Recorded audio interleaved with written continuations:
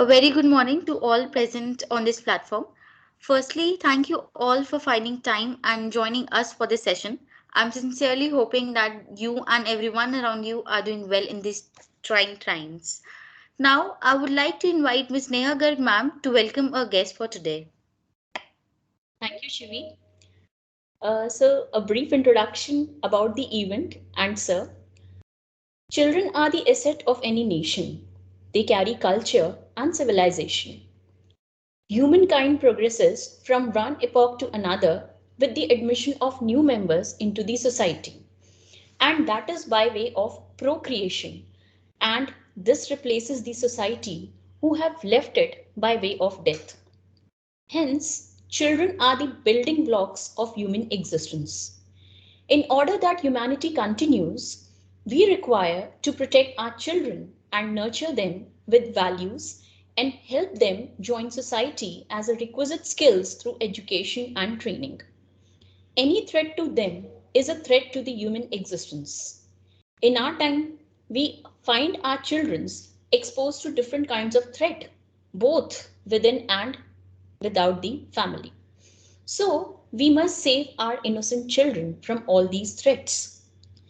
Today, with us is one such personality who has dedicated his time and efforts to the cause of children. Let us welcome Mr. Anurag Kundu, chairperson, Delhi Child Rights Protection, in our endeavor. Sir, we request you to enlighten our students and our budding lawyers about the issues at hand, especially from the legal point of view. Okay, so Shivi, please go ahead. Before starting this session, I would like to make some points. Everyone is requested to maintain the decorum of the event. The question and answer session will be held in the end after the address of the speaker. Meanwhile, the attendees are requested to kindly use the chat box to type down their questions during the session. And only the most relevant questions will be addressed by the speaker. So without further ado, let's begin. As we know, children and young people have the same general human rights as adults and also specific rights that recognize their special needs. It was an overnight initiative that resulted in the adoption of child rights. It took several years of movements and activism on shaping favorable, positive, and constructive attitudes toward children and also inciting actions to improve their well being. With this thought, this brings me to the topic of today's webinar, that is children and role of law. Over to you, sir. Is my screen visible? Yes, Yes, sir. Is my screen yes, visible to you? yes, sir. Okay. Good Uh, morning, everyone. And am I audible as well? Yes, sir. Perfectly. All right. Good morning, everyone. I hope you're keeping safe and doing well, not just you, but all your loved ones. First of all, thank you very much to the university, more specifically to the department, for giving me this opportunity to interact with you all and not just share some of my learning, but also learn from what you are thinking. So my request would be we'll keep it as participative as possible because very often speakers come and speak on what they want to speak, but I want to share on what matters to you. So a very short presentation, which is about telling a few stories, 4 or 5 stories I would be sharing. Almost 2/3 of them from legal background, 1/3 of them from non-legal background, so that you have a exposure to what happens within the law and beyond the law, to build a sharper understanding of what it takes to implement and monitor rights of the children.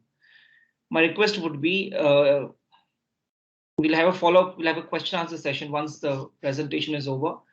Presentation is fairly brief. That is only to give you an exposure to what the DCPCR does or can do or does not do, so that you can ask more informed questions, more rigorous questions, even more difficult questions, and we can collectively learn in the process. The last request that I have is be participative. If you want to, if you have a question, feel free to pause me and ask me right there. It's perfectly all right. You don't need to wait for the question answer session towards the end. So with that, let me ask some of you, and if three, four of you can unmute yourself and help me understand, what do you think DCPCR, or for that matter, any state commission of protection child rights does? What is its role? Can three, four of you unmute yourself and share what you know of the commission?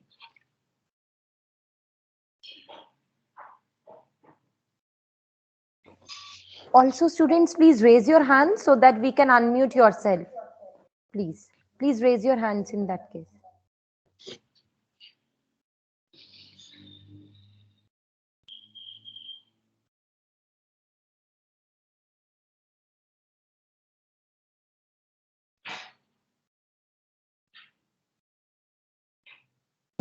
Anyone can ask, or anyone can, just Yeah. brief Go ahead. about what is. And, Yeah. and it's Please perfectly all ask. right if you are second guessing yourself. It's perfectly normal.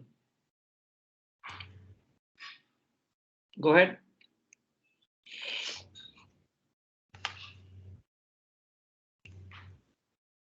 Anyone?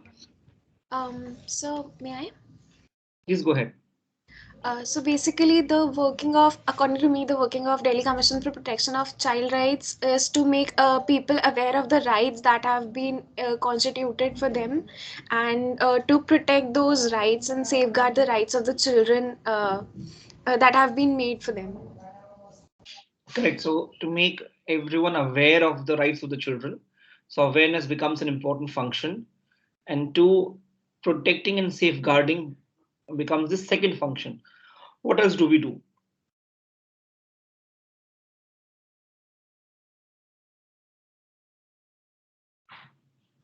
Let's take one or two more responses.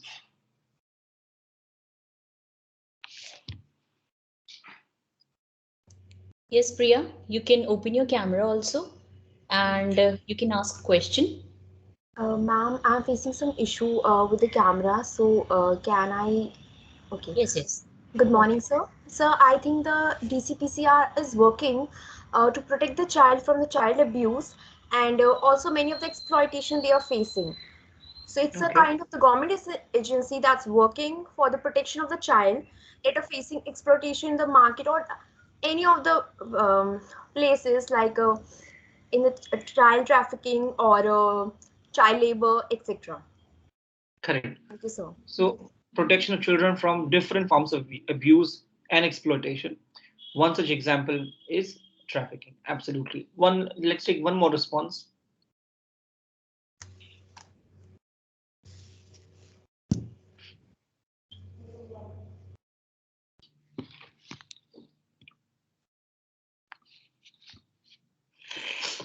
Basically, if I'm not wrong, like the DCPR, it is basically conducting various programs for to protect the child from abusing or to prevent the malnutrition of the children, exploitation, verbal and physical or sexual abuse of the children.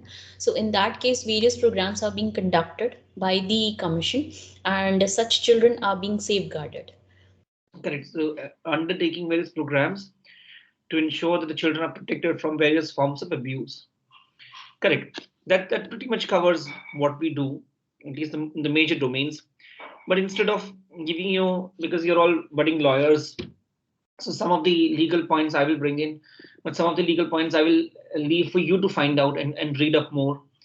And this is a point I'll leave you to read more. Do read the Commission for Protection of Child Rights Act 2005, as well as any legislation that you feel passionate about with regards to children. Could be about trafficking, could be about child labor, could be about juvenile justice, could be about protection of children from sexual offenses, and you will, or Right to Education Act, and you'll invariably find one or two sections dedicated to SCPCRs and NCPCR about what their role with regard to monitoring of the implementation of that law particularly is. But uh, let me take you through stories. So this is a letter that we received in July 2019. It says, and I've blacked out redacted the name. This is a letter that one of the girls wrote to me in July 2019. It said, "So I am Dash, aged 16 plus years old. I was raped 2.5 years ago and then dropped out of school. Now I feel better and want to study again. I visited my nearest government school and then denied admission saying I have crossed class 9 age. I want to study. Please help. Sincerely, and the details of the one writing the letter.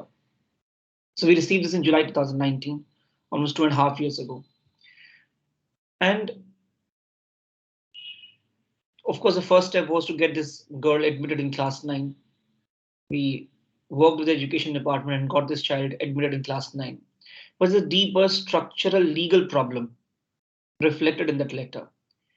Here are some of the problems that are institutional, structure, or legal that are reflected in this very simple 4-line letter.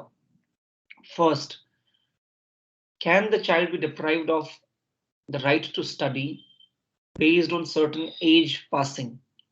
That's the first legal question that is reflected in the question.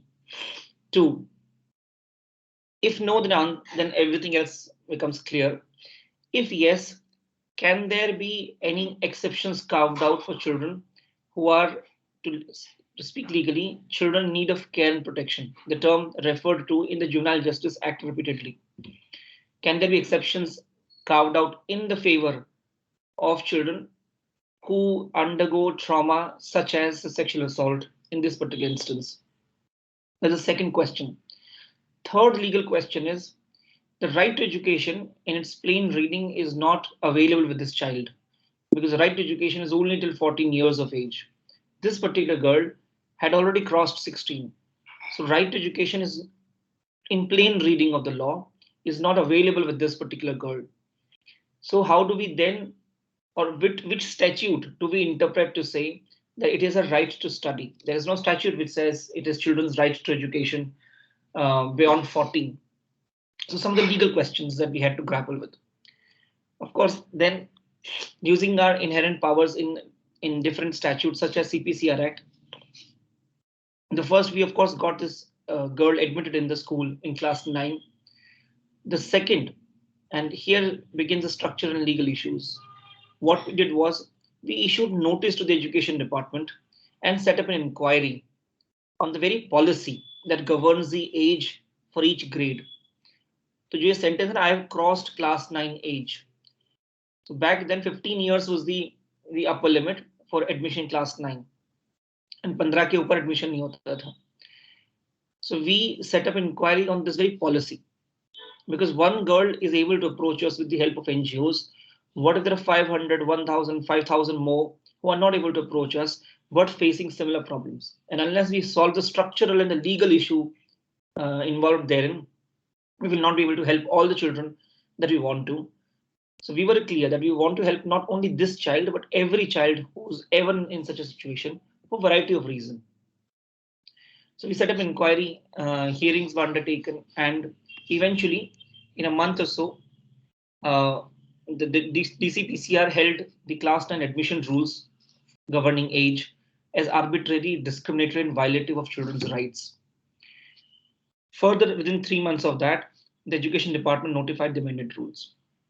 Now, the age limit has gone from a narrow 15 years to 16 years, with further exception of 6 months for certain sections of children, for example, those with special needs, and further exceptions carved out for all those children who have undergone any forms of crisis or trauma, the ones that are referred to, let's say, statutory bodies such as Child Welfare Committee and the Child Rights Commission. So that has sort of broadened the window to an extent that nearly all children now are within the net and are able to walk into the respective neighborhood school and seek admission. Doesn't matter when and why they dropped out.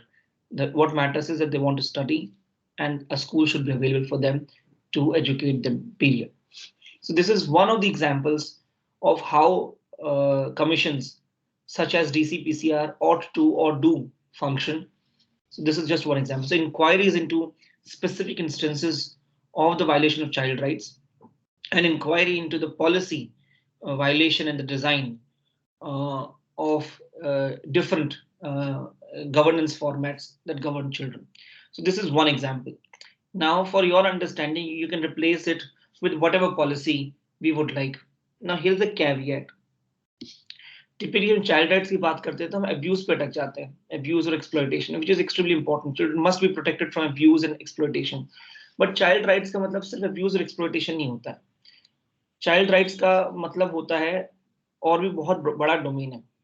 Protection, the word protection is typically understood as protection from violence, but there is a lot of positive things that children need in order to grow up to be healthy, educated, empowered adults, and it starts with pregnancy care. Anyway, I'll come to some of those examples later, but the point is that inquiries into specific instances of violation and inquiries into policy that do not make sense, that are rather acting as barrier for children rather than acting as enablers for children, should be examined and need to be examined by the commission. So that's two really important functions: instance and the very structure of the policy. Let me take you to the second story, and this is of the children who are in conflict with law. For those of you who don't know what does the word children in conflict with law means, it refers to children who are accused of committing the offense or have committed the offense. So that's the word used for children. That's called children in conflict with law, or the CCL in short. So the law is extremely clear. There are three types of offenses. The offenses have been categorized into three parts: heinous offenses, serious offenses, and petty offenses. Now, whatever I'm going to say relates to only the petty offenses. For those of you interested in details, do read the Juvenile Justice Care and Protection Act 2015. So the petty offenses are such, for example, one 17-year-old child showing pornography to another 15-year-old child. Technically, the 17-year-old child has violated POCSO. But so this is a petty offense because, I mean, heavens have not fallen just because a child has seen or shown pornography. The second example could be of petty offense, for example, theft or just possession of the stolen property, knowingly or unknowingly. And the next example could be whatever traffic violations. So these are some of the examples, or Section 144 violation. So these are the examples of petty offenses. Now, under the law, all petty offenses have to be inquired into within the period of 4 months. 2 months extra may be granted to the Juvenile Justice Board, responsible for conducting inquiries and proceedings in special circumstances. But the upper limit is 6 months. And thereafter, the law says if the inquiry remains inconclusive after end of 6 months, the inquiry automatically stands terminated. The logic of this was कि जब भी सब एक minute बच्चों को भूल जाते हैं, adult पे सोचते हैं, if let's say there is an FIR against me and there's an inquiry going on against me, the perception that you'll all have is maybe I'm some sort of a criminal. It doesn't matter whether I have done it or I have not done it, but the perception that will get built up is I'm some sort of a criminal, and the world will start seeing me from the lens of a criminal. My social relationships will get impacted because of that. My emotional relationships will get impacted because of that. My financial situation will get impacted because of that. My professional status will get impacted because of that. And my life will start to head towards almost a destruction or a ruin. Doesn't matter even if the court eventually acquits me 4 years, 7 years, 10 years down the line. Nobody can give me those years back, or those friends back, or the respect back, or the dignity back, which I have lost along the way. Now, while adults can still manage, the idea was such a sword should not be hanging on the head of the children. कि आपने चोरी की, आप इल्जाम है, inquiry हो रही है, तो वही परसेप्शन है कि हम उसको बच्चे को क्रिमिनल मानने लग जाते हैं. की है कि नहीं, कहीं वो जुवेनाइल जस्टिस बोर्ड एस्टैब्लिश करेगा, या पोर्नोग्राफी दिखाई देखी है की है कि नहीं वो अलग है, लेकिन क्रिमिनल वो बन जाता है बिकॉज उसको चक्कर लगते हैं उसके जुवेनाइल जस्टिस बोर्ड के, पुलिस के लोग आते हैं, 50 सवाल पूछ जाते हैं, स्कूल से कागज मांगे जाते हैं, तो खबर फैल जाती है कि तो बच्चा क्रिमिनल निकला. Now what it does is the schools then do not want such children in their schools, in their premises. Now parents of the other students start complaining कि ये तो बुरी संगति है, इससे दूर रहो. In no time, this child starts to lose friends. Now what happens is, अगर वो inquiry जन्म जन्मांतर तक चलती रही जैसे adults में चलती है, then the problem is we will have destroyed the future of this child, and this child has a long future to go. The child is barely 16, 17, 18, 15-year old. So that's the logic with which this clause was inserted कि 6 महीने में inquiry खत्म कर दो या उसको terminate कर दो. Only in petty offenses, not serious and heinous. कि वैसे भी छोटा मोटा ही चीज थी, इसको जस्ट बच्चे को एडमोनिश करो, काउंसलिंग करो, समझाओ बुझाओ, कम्युनिटी सर्विस कराओ, लेकिन इंक्वायरी को टर्मिनेट कर दो. That was the logic. So we started an inquiry if this provision in the law is being implemented, and we found, much to our shock and horror, 1903 cases being illegally pursued against children in a small city like Delhi. 1903 cases, मतलब मुकदमे जो है illegal चल रहे थे.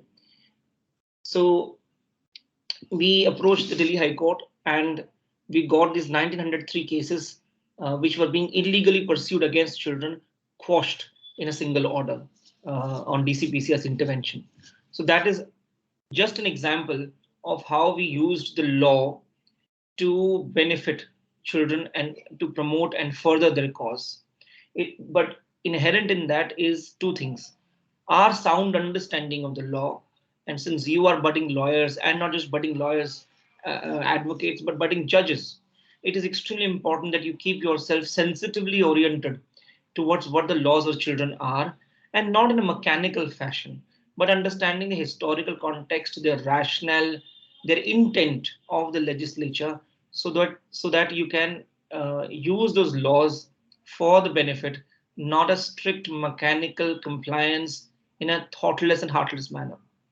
So anyway, so 1903 cases were being illegally pursued were quashed by the Honorable High Court because of DCPC's intervention.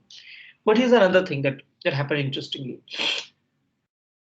The law says कि 6 महीने from the date of first production of the child.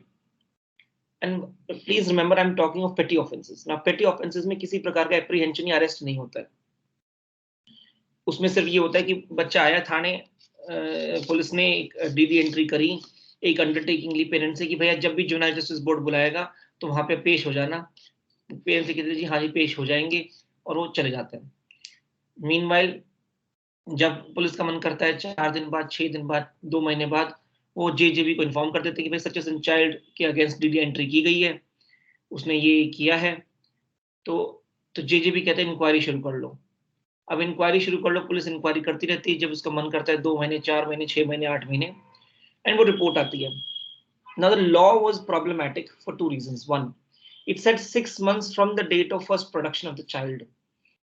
But here's the problem: the 6 months period clock has not kicked in for the simplest reason, because the child was never produced. Because the child was never produced, 6 months from the date of first production, the phrase does not kick in. Now, in High Court, when we were pursuing the matter, this was a significant gap that sort of showed up. Now, here is the problem. Technically and mechanically, strict reading of the law from the date of first production, it's very clear कि 6 महीने तब से शुरू होंगे. But here is a question we asked to the Honorable High Court, and Honorable High Court agreed with us, that can the police then not produce the child for 1 year, 2 year, 3 year, 4 year? Is that the intent of the law? And of course, the intent of the law is not that. The intent of the law is immediate production of the child so that the inquiry can begin, and that completes within a period of maximum 6 months. If inconclusive, gets terminated. But this was a gap in the law. So we got the gap settled. This is what the Honorable High Court said on DC intervention. The High Court settled the law and directed the production of child before the Juvenile Justice Board, the JJB, within 24 hours of registration of FIR or DD entry by the police. Now, production अगर 24 घंटे में हो जाएगा, तो automatically the clock will now start ticking in of the maximum of 6 months. But this was significant gap in the law that, based on DCPC intervention, we got the gap filled, and the law settled on this. This happened literally just last month, 1st of October. So this is another example of commissions doing their job from a legal standpoint, picking up a structural issue, and in one case worked with the executive to amend the rules. In this particular instance, worked with the judiciary and got the judiciary to interpret the law and settle the gaps that were there. So this is the second story that I thought might be relevant to you. For those interested, I'll be happy to share the specific court judgments for you to understand the background, history, rationale for these decisions. The third story relates to the impact of lockdown on children below 6 years and pregnant women. Now, children below 6 years and pregnant women through Anganwadis are entitled to take home ration, that is nutrition supplements, ताकि malnourishment ना हो, so that pregnant woman is able to access better nutrition, which by default will ensure better health of the child. But here's the problem: when the last lockdown happened, that is the April-May 2020, government record set कि 88% households को उनका ration मिल रहा है आंगनबाड़ी से. But we conducted an independent evaluation and we said only 23% were getting their take home ration. And of course, there's a huge sort of tussle between the department and the commission as to which number is right. क्योंकि हम आसपास की 4% की बात नहीं कर रहे हैं, हम 23% कह रहे हैं, वो 88% कह रहे हैं. So in short, what we are saying, we are essentially talking about two different universes. They are saying pretty much everybody's got it. We are saying pretty much nobody got it. Anyway, so 23% is where our independent evaluation pegged the number to be, and that led to a flashpoint between the department and the commission. Anyway, we conducted the second round of evaluation 2 months down the line and found the number to be around 47%. So some improvement, but not enough. Now, because of our consistent monitoring, and this is an example of what commissions can do, because of our consistent monitoring, the numbers by this lockdown, May 2021, had reached to 91%, almost a 4 times jump from 23% to 91%. But it happened because of very strong monitoring mechanisms by independent evaluations, forcing the department to deliver the ration not on paper but in reality. Because we were asking the beneficiaries on a sample basis, about 1,000 in each round of survey, and asking, have you received your ration? When did you receive it? How much did you receive it? And now 91% of the beneficiaries are reporting that they are in reality receiving the ration. Earlier they were receiving it only on paper. But that is a non-legal point. Here's a legal point that became the flashpoint between the department and the commission. The first question that the department said was that the commission is not authorized to monitor the distribution of take-home ration through Anganwadis because it is not a law. It is not a statutory right of the child. It is only a policy or a scheme of the government, the Integrated Child Development Services, the scheme ICDS of Anganwadi. It is only a scheme. So the legal question arose: is the is the commission empowered to monitor the schemes also, or is it empowered only to monitor the child rights? Right, the word right is a statutory or constitutional right. Nowhere in the constitution or any law does it say कि आंगनवाड़ी से take home ration मिलेगा. So that's the legal question that arose.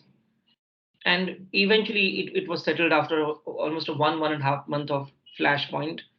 That let's refer to the section 2, and you should also check it out. Section 2 of the Commissions for Protection of Child Rights Act 2005, by virtue of which these commissions have been set up. It is interestingly framed. The section 2 says child rights refers to all the rights mentioned in the United Nations Convention on the Child Rights. So UNCRC में जो लिखा है,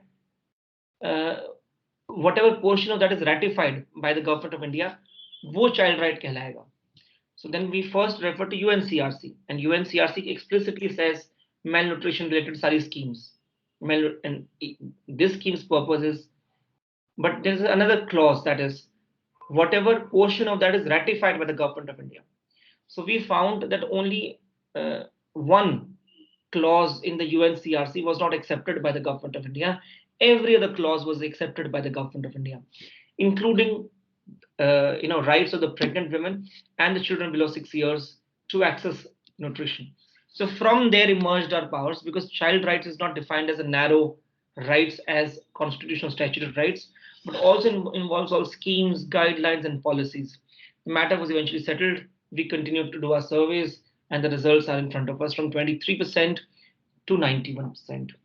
And please mind, I am referring to not the perhaps the audience in our homes. I'm referring to the audience which is enrolled in Anganwadis, which typically is socio-economically weaker sections, such as economically weaker section or Dalits or Muslims. These are the three most sort of big sections which are today enrolled in Anganwadis. Let me take you to another story now. And this story is essentially about a phone call. And it started with um, one of the responsibility of commission is to undertake specific inquiries on whatever case comes to us. It can be as simple as मुझे AWS Kota में admission दिला दीजिए, या मुझे schools harass कर रही हैं AWS Kota admission के लिए, or the complaints that we have so far seen of pregnant women not accessing their nutrition supplements, or illegal cases being pursued, or a sexually assaulted girl not being allowed to study in a school because of age rules.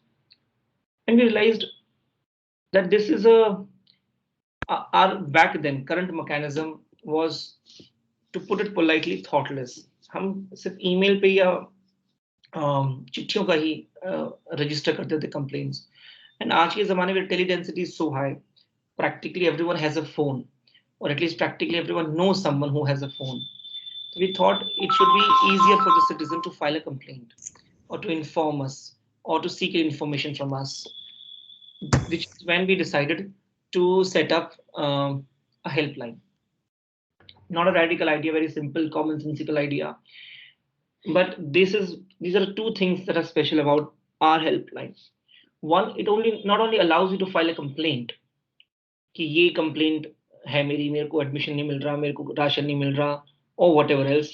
More importantly, it allows you to seek information. You can just call up and say, school कब खुल रहे हैं, EW से admission के कोटा के admission cycle कब से शुरू हो रही है, ये आंगनवाड़ी में कैसे रजिस्टर करते हैं.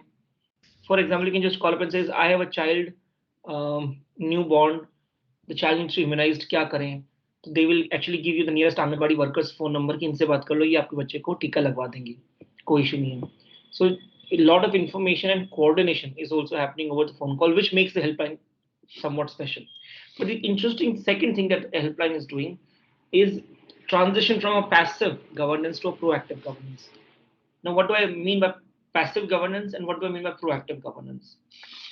Passive governance is कि शिकायत पहले एक समस्या पनपेगी, फिर वो समस्या एक सिटीजन एक्सपीरियंस करेगा, फिर वो समस्या जो है सिटीजन इन्फॉर्म करेगा और फिर उसको रिजॉल्व कर देंगे. उदाहरण के तौर पे पहले बच्चा शायद एक इम्यूनाइजेशन साइकिल मिस कर देगा, छोटा बच्चा, फिर वो इम्यूनाइजेशन साइकिल मिस कर देगा तो पेरेंट्स कहीं पे धक्के खाएंगे कि यार बच्चे को टीका कैसे लगवाते हैं. कहीं से उनको डीसीपी तक हेल्पलाइन का नंबर मिल जाएगा, वो कॉल करेंगे, मेरे बच्चे को टीका लगवाना है, फटाफट टीका लगवा दीजिए मेरे बच्चे को. तो फिर हम उसको आंगनवाड़ी वर्कर से कोऑर्डिनेट करके, आशा वर्कर से कोऑर्डिनेट करके टीका लगवा देंगे. सो that is passive governance. If done well, very important, but still passive. Let me give an example of the proactive form of. Governments have a database of pretty much every beneficiary in one way or the other. तो हम खुद ही देख लेते हैं कि किस बच्चे की साइकिल आने वाली है टीके की. अच्छा कि रोहित का अब ये वाला टीका लगना है. अच्छा लेकिन रोहित तो नहीं आया टीका लगवाने, उसके पेरेंट्स नहीं आए, तो हम अपने आप फोन करके कह लेते हैं कि भाई साहब मैडम रोहित का टीका लगना था लेकिन रोहित आया नहीं, क्या हो गया. तो आप फटाफट जाइए अपने बच्चे को टीका लगवाने के लिए, एंड वो ले आएंगे और वो लगवा लेंगे. तो मतलब before something becomes a crisis or a problem, we are resolving it. So this helpline has helped us transition from a passive form of governance to a proactive form of governance. And I'll give you one more detailed example shortly. And you will not believe, in the last 7 months. This helpline was set up on 1st of April 2021. In last 7 months, पहले DCPCR 1500 2019 में उदाहरण के तौर पे DCPCR में बस 1500 information slash complaint आई थी, उसमें से रिजॉल्व हमने करी थी 400-500 करीब. सो फ्रॉम 400-500 से बढ़कर पिछले 7 महीनों में this number has gone to 1.5 lakh और अभी साल चल ही रहा है. So that is a transition that has helped us from passive to proactive governance from a 400-500 to 1.5 lakh, and the year is still going. Let me further build on that. This is an early warning system that we have already built and is operational since the last month. We found, again, this is an example of early warning, like a proactive form of governance, not a passive. We found that nearly 5 lakh children on any given day are absent from Delhi government schools. I'm talking of pre-pandemic data. इससे तो बढ़ जाएगा post pandemic में, तो लगभग 1/3 बच्चे जो है छुट्टी पर है किसी भी दिन. अब ये जो परसेप्शन बनता है कि इसलिए छुट्टी पर है क्योंकि ये ना गांव चले जाते हैं. Also true, a set of people do go to the gaon and they are reflected in long absenteeism, but that does not explain long absenteeism alone. The biggest explanation of long absenteeism of a child is severe sickness or a disability. The second biggest reason is parental death or parental incarceration, parental arrest. These are the 2 biggest reasons why children are frequently absent. So then here is what we said, कि बच्चा जब छुट्टी पर 7 दिन से लगातार है तो हम वेट नहीं करेंगे कि वो सिचुएशन बहुत ज्यादा खराब होगी बच्चे के लिए. हम 8वें दिन पे खुद ही कॉल कर लेंगे और हम कहेंगे बेटा क्या हो गया. So the child says I am severely sick, then we will ensure by virtue of our local teams that somebody shows up at the child's house, takes the child to the hospital or whatever needs to be done to handle that sickness or that disability. Similarly, the parent has died, we'll alert the school immediately कि भाई बच्चे की counselling करो, बच्चे को शायद different स्कीमों में एनरोल कराओ ताकि फाइनेंशियल हो ना हो, ट्रॉमा से निकलने के लिए उनकी काउंसलिंग कराओ, फैमिली से एंगेज करो, etcetera. But the point is ये सब चीजें हमको पता चले 2 महीने बाद, rather than earliest warning has to be acted upon. Now, what is the earliest warning? Absenteeism from school on long-term basis. We are saying 7 is a long-term, 7 days is long-term. On long-term basis is the earliest warning. Once again, how did we come to this idea? Because there's a brilliant provision in the child labor law, the amendment of the 2017, which says कि अगर बच्चा 30 दिन लगातार छुट्टी पर है school से uninformed, तो आप एज्यूम कर लीजिए बच्चा चाइल्ड लेबर हो गया और उसको अकॉर्डिंगली प्रोसीड करिए, उसकी होम विजिट्स वगैरह कराइए. तो हमें आइडिया वहां से आया, हमने कहा लेकिन 30 दिन क्यों, तो बहुत डिलेड है, हम तो 7 दिन पे कर लेंगे. So we read the law, our intervention is rooted in the law, just made something much better than what the law expects, but definitely rooted in the law. So this is a standard sort of. So I thought these were some of the examples that might be helpful to you as to how you look at the law from a child's welfare perspective and how you reinterpret the law to make it broad-based, to make it slightly liberal, and to make the arc of the universe bend towards justice. So that's all that I had to say, and up to you to have any questions if you want to.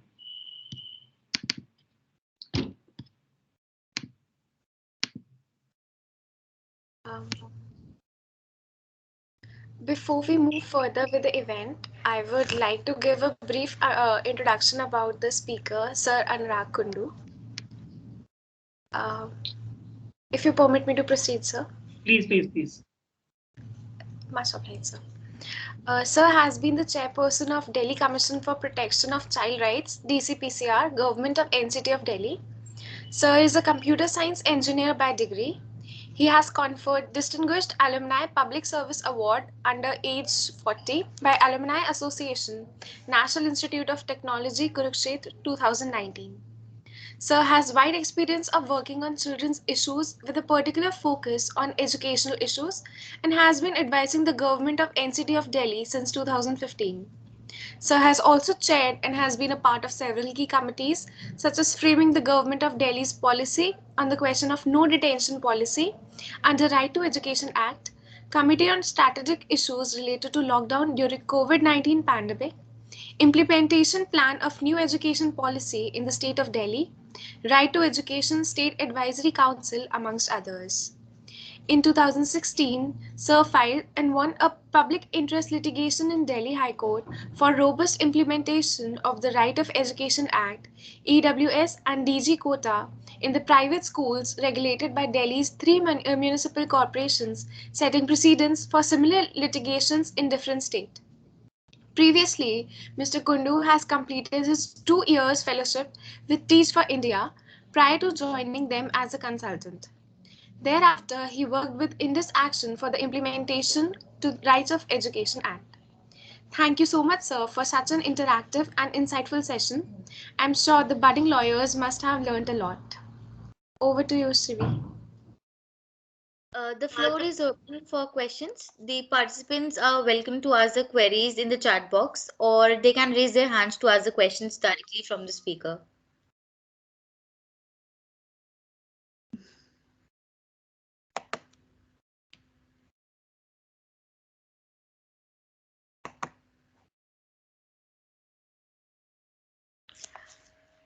So we have one question from the participants.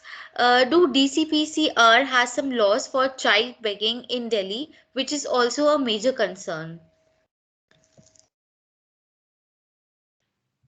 So two parts to it. First, the commissions don't frame the laws, and the governments don't frame the laws. Only the legislature does.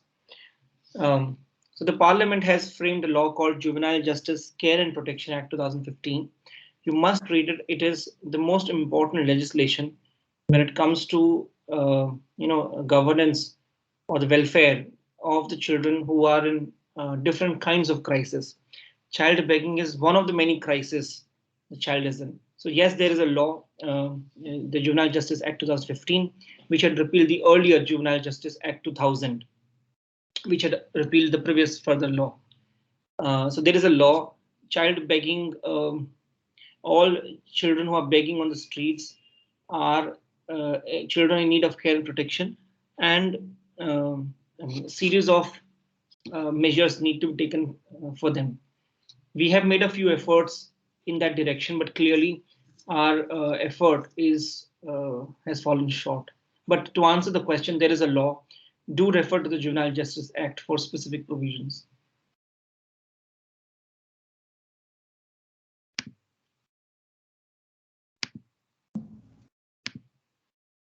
We have the next question from the participant, which is what, according to you, is child sensitive social protection, and how an individual help a child in distress and in need?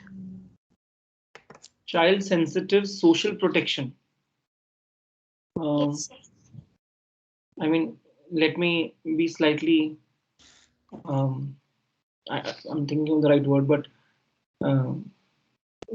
very simple. I mean, we've all been children. I have not met an adult who was not once a child. What is child sensitive social protection? See, I have not read this phrase ever in any literature or related to children, but let me try to respond commonsensically. A form of social protection wherein a child feels loved. A family is a good space for that, by and large. A form of social protection where the child feels dignified. A form of social protection where the child is not discriminated on the basis of gender, caste, religion, political beliefs, sexual orientation, HIV status, etc. A form of social protection which enables the child to pursue their interests, and the interest could be in the form of art, or that interest could be in the form of pursuing law, but whatever enables a child to pursue the law, and of course has access to at least the basics of basic benchmark of services such as nutrition, housing, financials, schooling, etc. That I would say is a child sensitive social protection.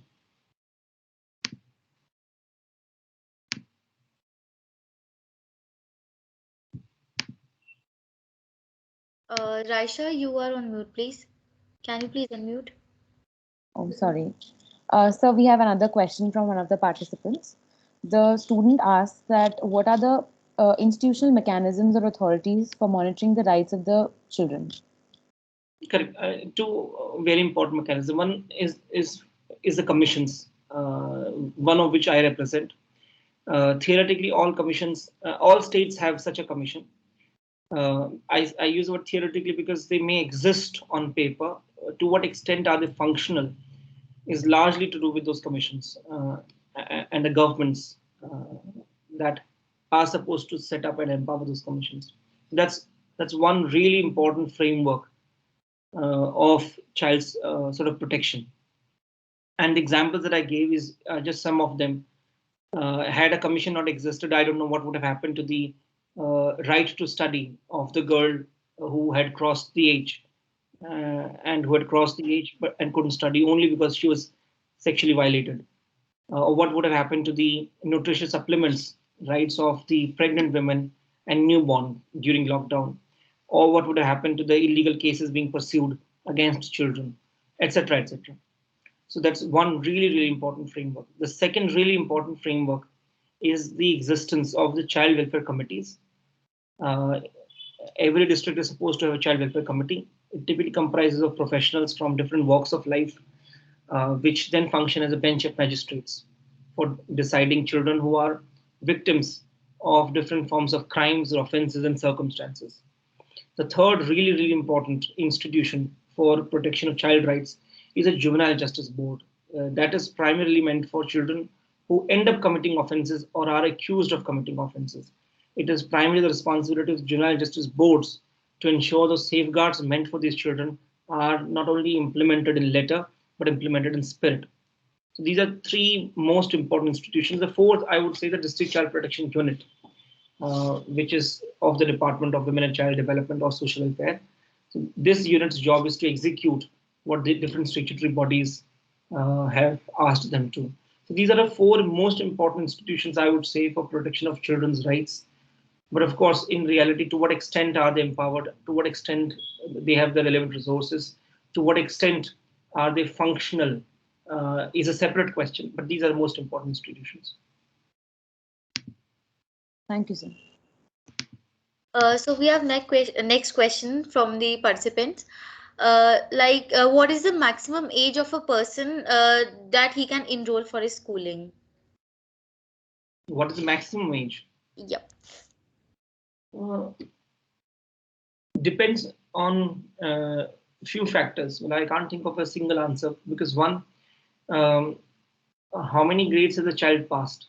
Let's say if a 17-year-old says, I want to enroll in school, but has never gone to school, the answer would be different from, yes, I have passed 10th. The answer would then be different. So that's one factor. The second factor is what will be the, what grade is the child seeking admission in? That's second factor. The third factor is when we say schooling, are we saying schooling as we understand it conventionally? Or is the idea of open schooling or NIOS schooling or Patrachar also involved there? So the answer would change based on specific details of these cases. And the answer will further vary from state to state. Sorry, in that sense, couldn't really give one clear answer, but does depend on a few conditionalities. Yeah, thank you, sir. We have the next question from the participant, which says, recently a journal was published on DCPCR regarding impact of COVID on children. Could you please elaborate on the topic of mental health of children living in ghettos? So we first need to understand what see, children don't live in ghettos in a sense. See, people live in, or families or the communities and groups live in ghettos. For example, if we were to plot a graph of where Muslims in this country live, we will find them living in a ghetto, and the primary reason is because they aren't accepted with the dignity that they should be accepted in the rest of the world, in the rest of the. तो अब जब मैं accept करूंगा नहीं तो of course जाके ghetto में या एक साथ ही रहेंगे तो ये घेटो बन जाएगा अपने आप ही but children age in ghetto नहीं रहते बिकॉज ऐसा नहीं है कि यहाँ इस सोसाइटी में सिर्फ चिल्ड्रन रहते हैं इस लोकेलिटी से चिल्ड्रन रहते हैं children don't exist independent of adults. Correct? Every locality, every society has both the adults and children. So perhaps I can't think of a locality which has only the children, and hence, since such a society can't exist, the children living in ghettos does not arise. We can say certain identity groups live in ghettos, and by extension, their children live in ghettos. But the primary reason is not them, but our inability to embrace them, our inability to accept them. And of course, it affects the mental health. I mean, whoever is not accepted, the mental health does go for a toss. Thank you, sir. Sir, we have one more question. Sir, can you please brief us about how the international conventions impact on child's rights in India? And the biggest impact of the international convention was the UNCRC, leading to the creation of these commissions. And the fact that such a convention led to the creation of these commissions and certain safeguards and different laws governing children. So those conventions does have a bearing on two significant aspects. One, the provisions in the law. Every country then benefits and learns from international practices. So that's one really important impact or bearing. The second is, and it's increasingly true, the courts, when they interpret the law on important question, do refer to international laws, do refer to international conventions, may or may not agree with them, but the reference is definitely there. And as the world is becoming more and more globalized, in not just related to children, we find international references on all matters of jurisprudence now. So jurisprudence in that sense is becoming more and more internationalized. So that's the second impact. Third is the creation of institutions such as the commissions. But creation does not ensure anything by on its own. The created institutions will then have to work. Thank you, sir. So the last question of this session is, how can children be made aware about their rights? I would say it starts with the schools. Thankfully, nearly all children, almost 96-97% children are enrolled in schools in this country. So it starts by any form of mass awareness at children's level cannot be done outside school. It can only be done inside school system. So that's really the most important sort of mechanism, through textbooks, through curriculum, through teachers' workshops, through teachers' training and teachers' degree curriculum. That is the best sort of mechanism that I can think of. 100 things can be done, but nothing can beat the effectiveness of these two interventions at a teacher's level and at a children's level. Thank you so much, sir. Now I would like to request Dr. Ritika Malik ma'am to propose a vote of thanks. It is irony that good things have a short life. Every beginning meets its ending. It is my proud privilege to express my sincere thanks to our honorable guest. Sir enlightened us by making us aware about the significant contribution of DCPCR in class 9th admission rule, providing it to be an arbitrary and discriminatory, and thereof amendments were introduced. Sir acquainted us with child in conflict of law and by intervention of DCPCR, the production of child before magistrate, uh, made it mandatory within 24 hours. I extend my thanks to all participants for active participation. Sir, we look forward to your further words of wisdom in our upcoming future programs. Thank you so much, sir, for your kind words. Thank you, Thank you sir. very much. Thank you. Keep safe, everyone. Keep healthy. Thank you. Thank you, sir. We are eternally grateful for your valuable time, sir. Now we can end this webinar. Thank you everyone for joining in. Hope you had a great session. Take care. Thank you, sir. Thank you, everyone, for joining us.